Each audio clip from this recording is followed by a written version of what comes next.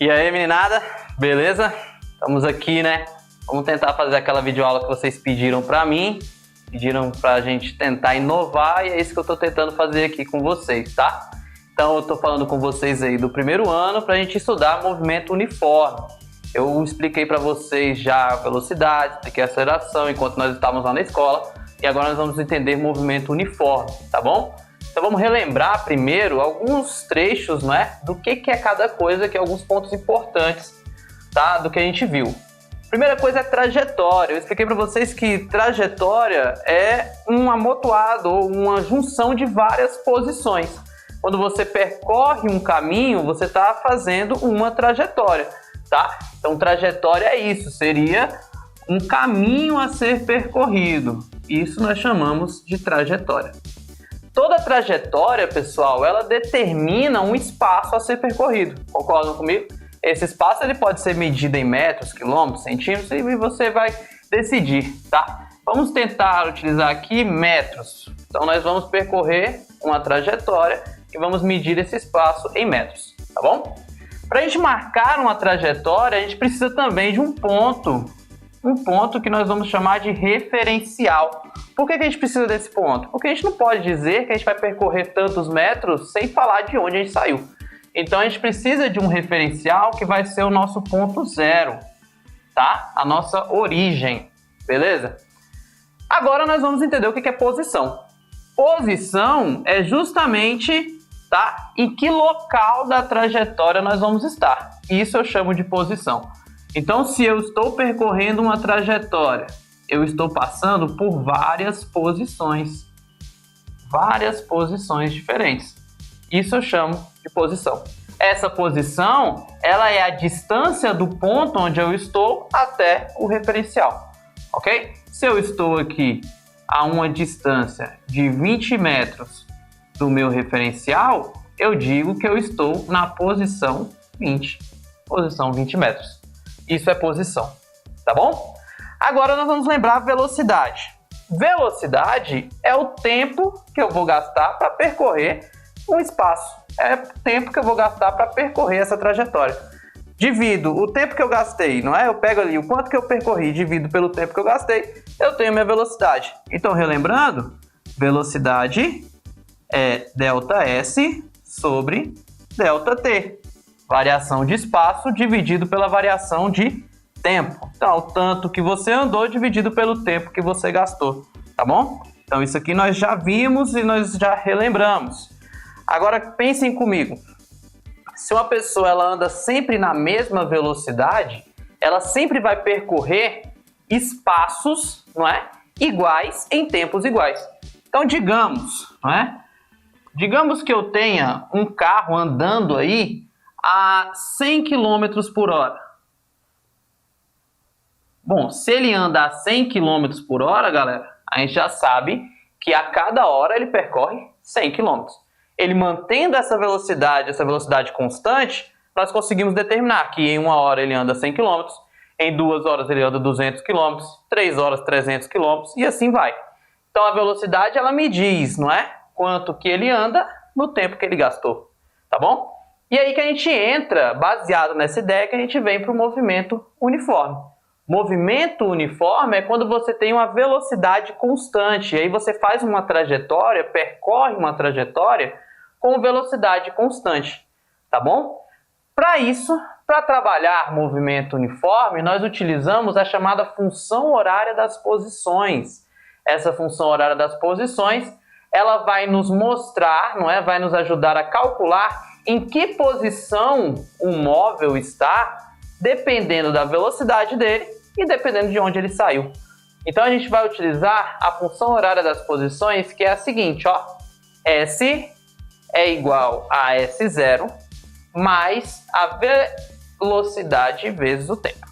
Então, ó, S é a posição que você quer encontrar, S0 é a posição inicial e a velocidade é o V e T é o instante, ou seja, o tempo.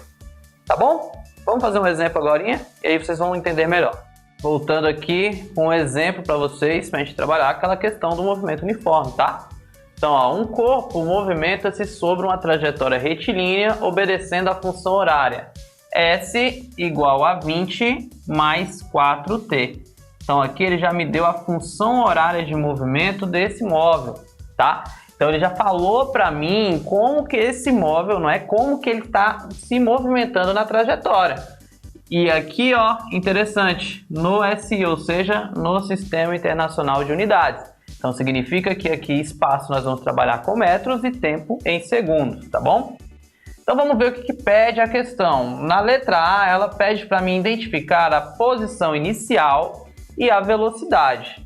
Como é que a gente pode fazer isso? Bom, basta a gente pegar a função horária que já está pronta e comparar com o nosso modelo lá de função horária, tá bom? Então, se você pegar aqui, o modelo é posição inicial mais velocidade vezes o tempo. Então, aqui, qual que é a posição inicial desse corpo? A posição inicial, se você comparando com o modelo, logicamente é 20. Então, a posição inicial dele, 20 metros. E o que ele quer mais? A velocidade. Então, vamos reparar lá que a velocidade está multiplicando o tempo. O que está multiplicando o tempo aqui? O 4. Então, a velocidade desse cara é de 4 metros por segundo, já que nós estamos trabalhando no SI, ok? Passando para o próximo aqui, letra B, sua posição no instante 5 segundos. Vamos jogar aqui para o lado, vamos responder aqui a letra B. Ele quer saber qual é a posição, então ele está buscando aqui, tá? O S. No instante, quando o tempo for 5 segundos. Então, galerinha, a gente vai pegar a função horária dele que já está pronta e vamos jogar apenas o tempo ali e calcular, tá? Então, a gente vem aqui, ó, S é igual a 20 mais 4t. E no lugar do t, a gente quer 5 segundos.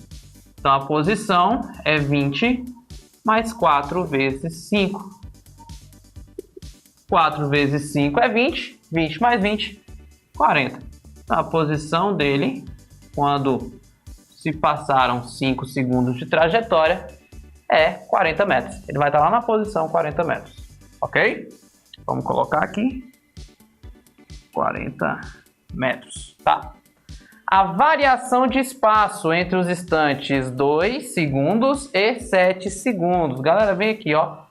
Eu sei como saber onde ele estava em cada instante. Eu sei como descobrir onde ele estava no instante 2 segundos e onde ele estava no instante 7 segundos. Vamos fazer isso e a gente vê a diferença, ver o quanto que ele andou, tá? Então vamos colocar aqui, letra C, bonitinho. Vamos primeiro descobrir onde ele estava no instante 2 segundos.